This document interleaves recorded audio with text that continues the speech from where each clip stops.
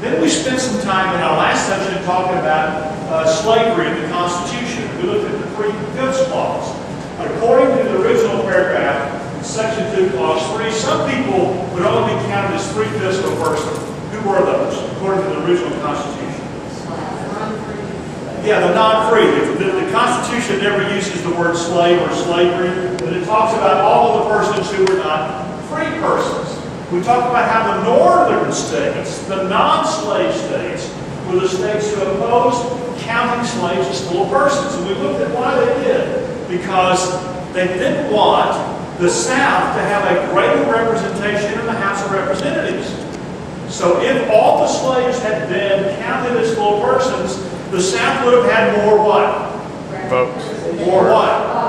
More what? Power. They would have had more power. So the northern states opposed counting slaves. In fact, the northern states, or the 3 states, didn't want them counted at all. But here's what happened. The southern states wanted slaves counted to determine House of Representatives. The northern states did not want them counted because they didn't want the southern states to have more power. The southern states did not want the slaves to be counted for the purpose of taxation because before the 16th Amendment in 1913, the states paid taxes to the federal government based on what is known as a capitation tax. They counted the population. They counted the heads. And they had to pay to the federal government based on their head counts. So they didn't want to count the slaves. Of course, the northern states wanted them counted because they wanted the southern states to have to pay more. So the compromise was called the 3/5 compromise. That is, 3/5 of the slaves would be counted for representation, and 3/5 of the slaves would be counted for the purpose of taxation.